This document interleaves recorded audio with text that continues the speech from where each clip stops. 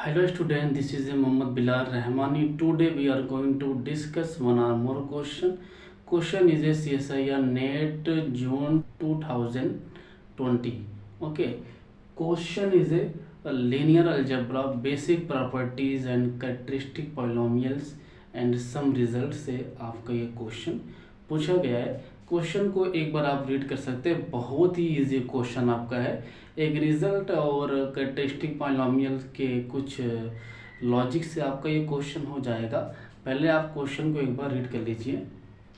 Late A B A 2x2 की real matrix. सबसे बड़ा कीवर्ड्स इस क्वेश्चन का 2x2 की real matrix with determinant of A is 1, trace of a is 3, which is the value of trace a square 2 10 9 7।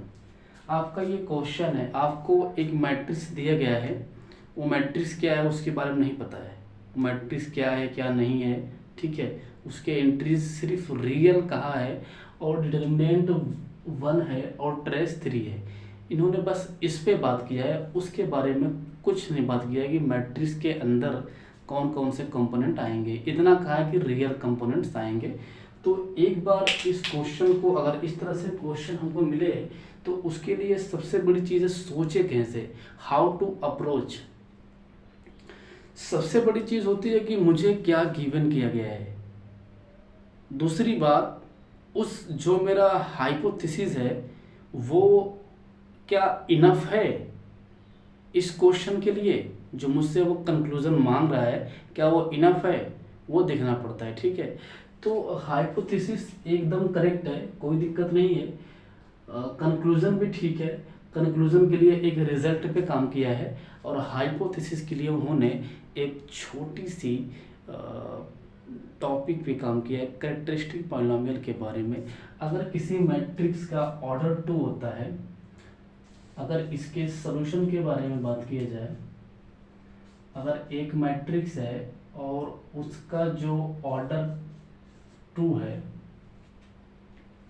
तो इसकी जो characteristic polynomial आएगी ना, CH stand for characteristic polynomial in variable x, वो आती है x square minus trace of A फिर plus determinant of matrix A is equal to 0। ये आपकी कैरेक्टरिस्टिक पॉलिनोमियल हो जाएगी और इसके जो रूट्स आएंगे इस पॉलिनोमियल के, वो इस मैट्रिक्स की आइगन वैल्यू हो जाएगी, ठीक है। तो यहाँ से मैं कहूँगा characteristic polynomials x square trace तो दिया गया 3, यहाँ पे सॉरी x आता है, तो 3x plus determinants of a तो 1 दिया गया है, तो 1 इक्वल टू 0, ठीक है। अब यहाँ से अगर इसके रूट की बात किया जाए तो x इज इक्वल टू 3/3 का स्क्वायर, तो 9 प्लस 4 इंटू 1 अपान ये आपका 2 हो जाएगा। तो यहाँ से x equal to 3 plus minus root 5 हो जाएगा अपान आपका 2 हो जाएगा। मतलब इसको जब आप ओपन करोगे तो 3 प्लस रूट 5 अपान 2, फिर 3 माइनस रूट 5 यहाँ पे रूट 5 अपान 2, तो एक ये आपका लैम्बडा 1, ये आपका लैम्बडा 2, ये आपके दो रूट्स निकल के आए और यही आपके दो कैरेक्टरिस्टिक पॉलिनोमियल के जो रूट होंगे वो इस मैट्रिक्स के आइगन वैल्यू हो जाएंगे। किस मैट्रिक्स के? मैट्रिक्स आपका एक ये आइगन वैल्यू और एक ये आइगन वैल्यू, ठीक है। अब एक रिजल्ट बोल रहा हूँ, बहुत ही इंपॉर्टेंट रिजल्ट बोल रहा हूँ कि अगर लैम्बडा इस मैट्रिक्स की आइगन वैल्यू है तो लैम्बडा की पावर m जो हो जाएगी वो इस मैट्रिक्स की पावर a की पावर m की आइगन वैल्यू हो जाएगी। फिर से बोल रहा हूँ, लैम्बडा आपकी इस मैट्रिक्स की अगर आइगन वैल्यू हुई तो a की पावर m की आइगन वैल्यू लैम्बडा की पावर m हो जाएगी। ठीक है, ये एक रिजल्ट है। और जो आपका m है वो कोई नेचुरल नंबर से आ रहा है। ठीक है, तो ये एक रिजल्ट है, इसका प्रूफ यू कैन इसकी बट एप्लीकेशन मोस्ट इम्पॉर्टेंट। ठीक है, तो ये जो आइगन वैल्यू इसका निकल के आया ए का, वही आइगन वैल्यू इसका भी हो जाएगा। ठीक है, तो अगर इसका स्क्वायर कर देते हैं हम लोग,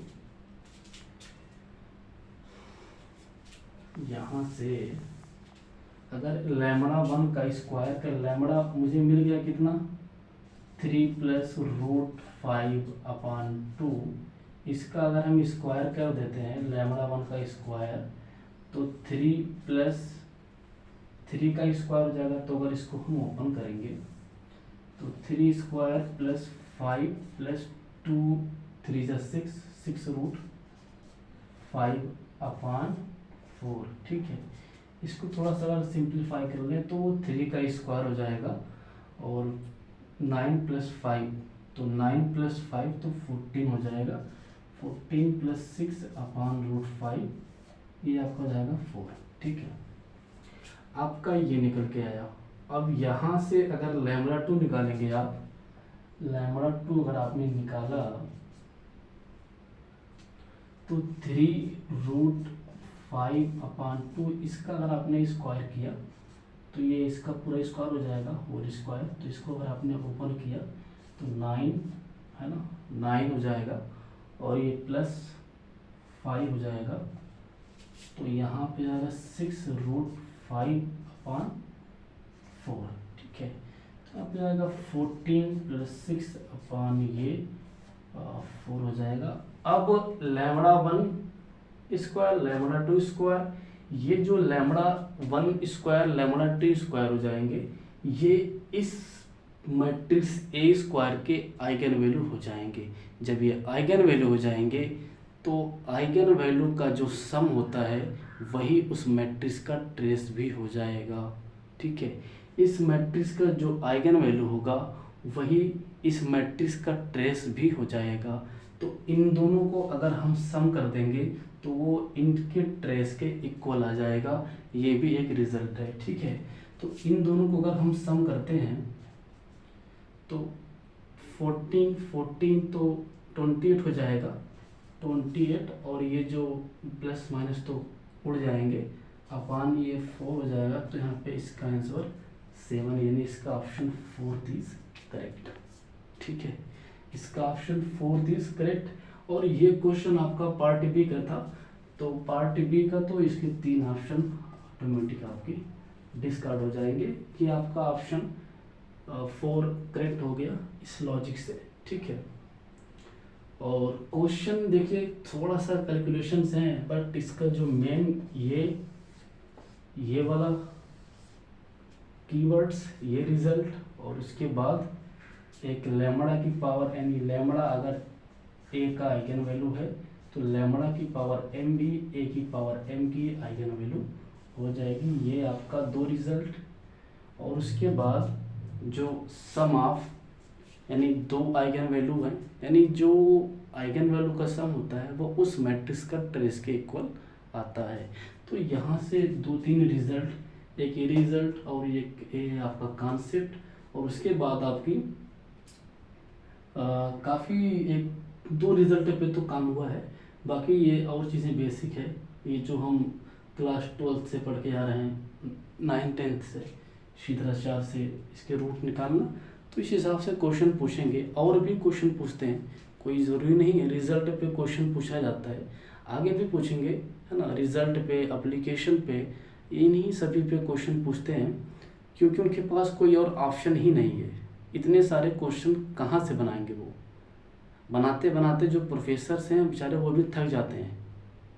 बच्चे नहीं थकते हैं, लेकिन जो बनाने वाला है वो थक जाता है। ठीक है, तो क्वेश्चन जो भी है ठीक है, ज़बरदस्त क्वेश्चन होता है नेट का। कोई भी क्वेश्चन इजी नहीं कर सकते आप, इतने हल्के में आप नहीं ले सकते, क्योंकि नेट है ना। तो क्वेश्चन को आप पहले पढ़िए, जो हाइपोथेसिस है उसको आप बहुत केयरफुली पढ़िए, आराम से पढ़िए, कोई दिक्कत नहीं है। आपके पास एग्ज़ाम हॉल में बहुत टाइम होता है, 3 घंटे का टाइम होता है, और आप एकदम, अगर आपने पार्ट बी का क्वेश्चन 20 क्वेश्चन कर लिया, और पार्ट बी पार्ट सी में अगर आपने 10-15 क्वेश्चन कर लिए सही, तो आपका ऑटोमेटिक आपका JRF हो जाएगा। बस थोड़ा सा यही होता है कि धैर्य बनाना पड़ता है। ठीक है, तो thank you for watching this video.